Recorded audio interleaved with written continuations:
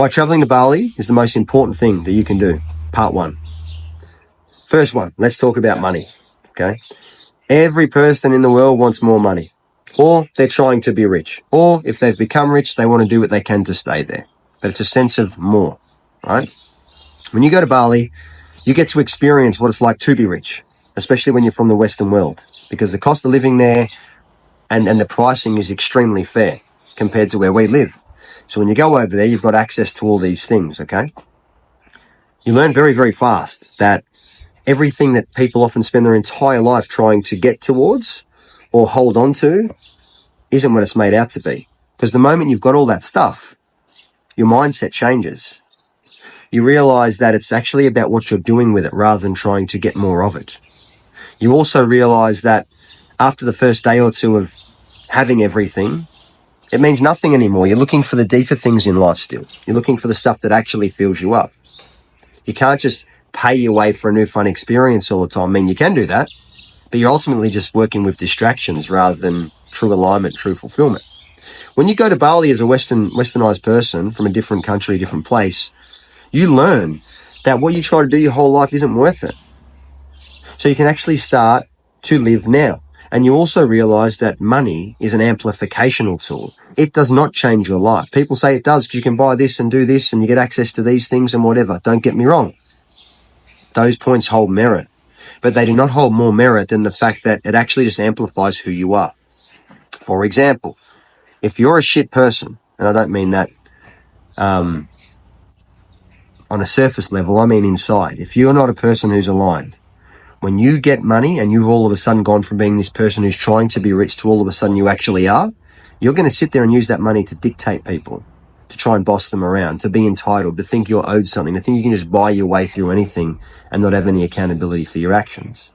Flip side, if you're a good person, if you're aligned, if you're more centered with what you're doing, you'll probably want to share that money. You definitely won't walk around like you're better than other people or bigger than other people. And half the reason I see so many people in Bali go over there and act that way is because they're actually a slave where they come from. So when they get the chance to be the king and queen, they try to act that way rather than actually be of a decent nature. Okay? Because all they're doing is continuing to perpetuate their cycles of when they're the victim in society, having other people talk down to them and they get rich and then they do it to others over there. It's completely wrong. The Balinese people are beautiful people. Beautiful people. They're very heart-centered and they're very, they've got great depth to them and they're very loving and very welcoming and very warm. They don't walk around with this entitled. All right. You going to Bali, you choosing to realize what it's like to be rich will save you a lifetime of chasing something in your own country, right? It will save you a lifetime of doing that because you'll realize that by going over there and experiencing what it's like to have what you think you're working towards or what you think you need to get, you realize it ain't what it's made out to be. Okay. And it's just a tool. And it's a tool to showcase who you really are. And the real work of who you really are is happening right now in each and every moment. So I'm not saying don't have aspirations to make money. I'm not saying don't have aspirations to have more of it.